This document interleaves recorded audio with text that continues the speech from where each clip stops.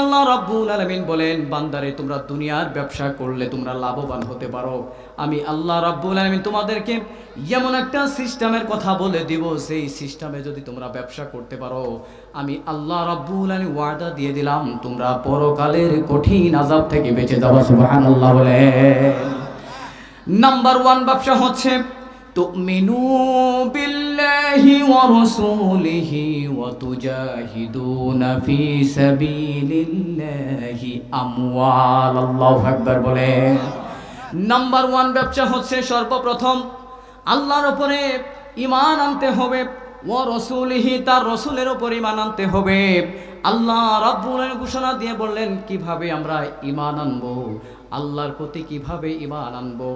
এবার আল্লাহ রাব্বুল আলামিন বলেন, আমি আসমান বানাইছি, জমিন বানাইছি, মাটি বানাইছি, বাতাস বানাইছি, সব কিছু বানাইছেন কে? আওয়াজ জোরে দিয়ে বলেন, কে বানাইছেন? আল্লাহ বানাইছেন। সব কিছু বানানো মালিক কে? এই জন্যই নবী মুহাম্মদুর রাসূলুল্লাহ সাল্লাল্লাহু আলাইহি ওয়াসাল্লামকে জিবরাইল আলাইহিস সালাতু ওয়াস সালাম হাদিসে জিবরাইলের মধ্যে বলেন, ইয়া মুহাম্মদ আখবিরনি আনিল ঈমান। মুহাম্মদ সাল্লাল্লাহু আলাইহি সাল্লাম বলো, ঈমান কাকে বলে? আল্লাহু আকবার জোরে বলেন। নবীজি বলতেছেন ঈমান হচ্ছে ওয়া মালাইকাতিহি ওয়া কুতুবিহি ওয়া রুসুলিহি ওয়াল ইয়াউমিল আখির। আল্লাহু আকবার জোরে বলেন। ঈমান হচ্ছে ফেরেশতারা আছে, ফেরেশতাদের উপর ঈমান আনতে হবে, আল্লাহর দিনের উপর ঈমান আনতে হবে, রসুলের উপর যতগুলো আল্লাহ রাব্বুল আলামিন দুনিয়াতে পয়গম্বর পাঠাইছেন, রসুল পাঠাইছেন, সবগুলো রসুলের উপর ঈমান আনতে হবে। 104 খানা কিতাব আছে না নাই? আল্লাহ রাব্বুল আলামিন আমাদের উপরে যেই কোরআনুল কারীমকে নাযিল করছেন, এমন একটা সিলেবাস দিয়েছেন, সেই সিলেবাসের মধ্যে অপূর্ণাঙ্গ রাখে নাই।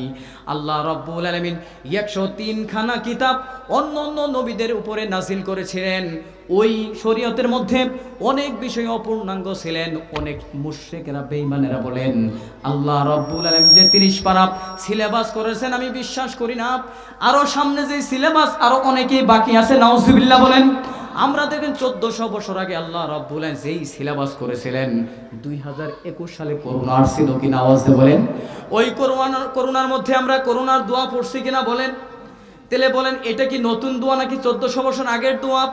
তাহলে বলেন আল্লাহ রাব্বুল আলামিন এমন একটা সিলেবাস করেছেন যেই সিলেবাসের মধ্যে অপূর্ণাঙ্গ নাই, পূর্ণাঙ্গ সিলেবাস অপূর্ণাঙ্গ নাই। অতএব এই সিলেবাসকে সামনে রেখে আল্লাহ রাব্বুল আলামিন ঘোষণা দেয় সর্বপ্রথম ঈমান আনতে হলে আসমান জমিনকে বিশ্বাস করতে হবে, ফেরেশতাদেরকে বিশ্বাস করতে হবে। আমি আল্লাহ রাব্বুল আলামিন 104 খানা কিতাব দুনিয়াতে নাযিল করেছিলাম, সব কিতাবের উপর বিশ্বাস রাখতে হবে। বান্দা শুধু তাই নয়, আমি আল্লাহ রাব্বুল আলামিন তোমাদের জন্য মৃত্যুর পরে এমন একটা দিন রাখছি আখিরাত। ওই আখিরাতে কেউ কারো আপন থাকবে না।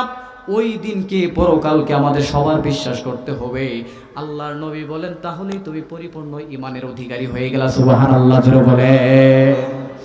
এই জন্য আল্লাহর নবী বলেন যাকাতু আমাল ঈমানি মান রাদিয়া বিল্লাহি রাব্বান ওয়া বিল ইসলামি দীনান ওয়া বি মুহাম্মাদিন রাসূলান। আল্লাহু আকবার জোরে বলেন। আল্লাহকে রব হিসাবে মানতে হবে। বলেন কাকে রব হিসাবে মানতে হবে? আল্লাহকে রব হিসাবে মানতে হবে, রসুলকে নবীকে রসুল হিসাবে মানতে হবে। ইসলামকে যারা দিন হিসাবে মানবে, আল্লাহর নবী বলেন তারা ইমানের কিছু সাত চ্যাপ্টার পেয়েছে। সুবহানাল্লাহ বলেন। এই জন্য আল্লাহর নবী বলেন যারা আমাকে মহাব্বত করতে চাও, কিয়ামতের দিন আল্লাহ রাব্বুল আলামিন এমন একটা দিন আসবে যেই দিনের মধ্যে আমরা বড়ই পেরেশানিতে পড়ে যাব। ওই দিনের মধ্যে আল্লাহ রাব্বুল আলামিন নিজেই ঘোষণা দিয়ে দিবেন, পৃথিবীর মানুষেরা শুনে রাখো, আমি তোমাদের উপরে এমন একটা দিন দিছি, এমন একটা পূর্ণাঙ্গ দিন দিয়েছি। ওই দিনের জন্য একজন নবী রসুলকে প্রেরণ করেছিলাম। ওই নবীকে বিশ্বাস করো। পূর্বে যতগুলো নবী আমি আল্লাহ রাব্বুল আলামিন দুনিয়ার জমিনের মধ্যে প্রেরণ করেছি, সব নবীর উপরে ঈমান আনো। তারপরে কাজ হচ্ছে সব নবীর উপরে ঈমান আনার পরে আমি আল্লাহ রাব্বুল আলামিন নবী মুহাম্মদকে বেশি মহব্বত করো। সুবহানাল্লাহ বলেন।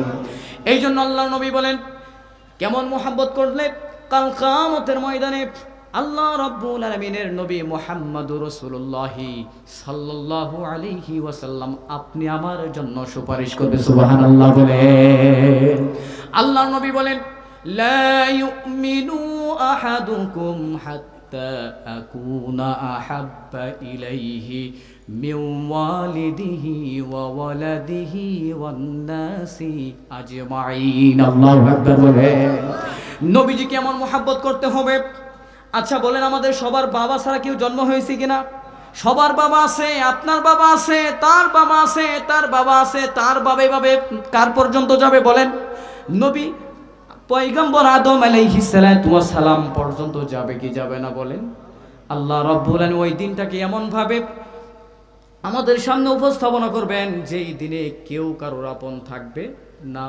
আমরা এমন পেরেশানিতে পড়ে যাব ওই দিনে, আল্লাহ রাব্বুল আলামিন আমরা সবাই ব্যস্ত হয়ে যাব, শুধু ইয়া নাফসি পড়তে থাকবো, কেউ কারোর আপন থাকবে না।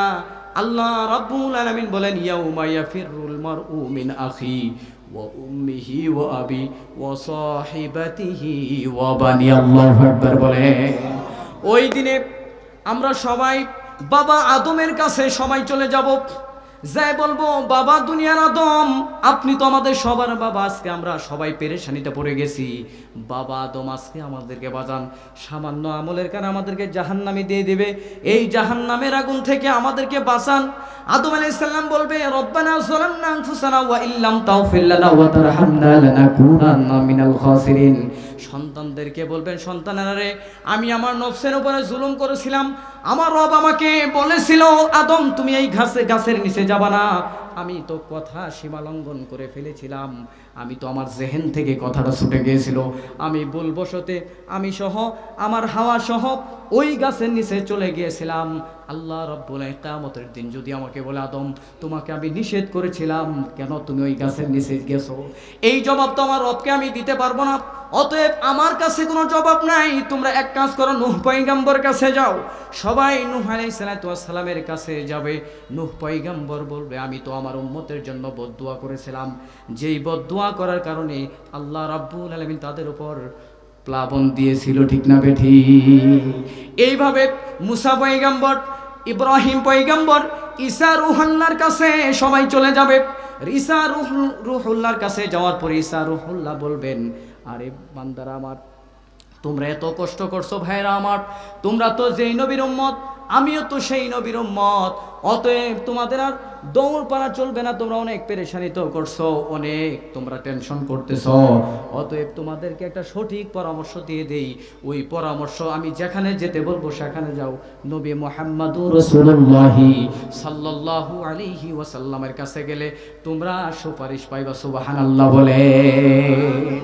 আচ্ছা এবার বলেন, আমরা যদি জামালপুর থেকে ঢাকায় যাই, ঢাকায় যাওয়ার পরে আমার কাছে টাকা নাই, এবার বলেন আপনার সাথে কোনো ভাইয়ের কোনো পরিচয় নাই, টাকা হঠাৎ করে পকেটে হাত দিয়ে দেখেন ছিনতাইকারী নিয়ে গেছে, এবার বলেন কোনো একটা মানুষকে যদি বলেন, ভাই আমার ভাড়া নাই, কিছু টাকা দাও, বান্দার যদি দয়া আসে দিবে, আর যদি দয়া না আসে আপনাকে একটা টাকাও দিবে না। অতএব আল্লাহর নবী বলেন, যারা আমাকে আমার সুপারিশ পেতে চাইবে, আমার অনুসরণ করতে হবে, আমার সুন্নতকে সুন্নতওয়ালা জিন্দেগি করতে হবে। অতএব নবী মুহাম্মদুর রাসূলুল্লাহ সাল্লাল্লাহু আলাইহি ওয়াসাল্লাম বলেন, বান্দারে আমি দুনিয়াতে উম্মতের আমার দুনিয়ার জমিনের মধ্যে আমি কেমন আমাকে মহব্বত করতে হবে, আমাদের সবার হিসাব আমাদের সবার কাছে আছে। লা ইউমিনু আহাদুকুম হাত্তা আকুনা হাব্বা ইলাইহি মিন ওয়ালিদিহি ওয়া ওয়ালাদিহি ওয়ান নাসি আজমাইন। তোমার যে মা আছে, তোমার বাবা আছে, তোমার সন্তান আছে, দুনিয়াতে যত মানুষ আছে, তোমার একেবারে আপনজন আছে, সবার চাইতে আমি নবী মুহাম্মদুর রাসূলুল্লাহকে বেশি মহব্বত করতে হবে। আল্লাহু আকবার বলে। এবার বলেন, নবীজিকে কে কে মহব্বত করতে চান হাতটা তুলে দেখান। আল্লাহ সবাইকে কবুল করেন, বলেন আমিন।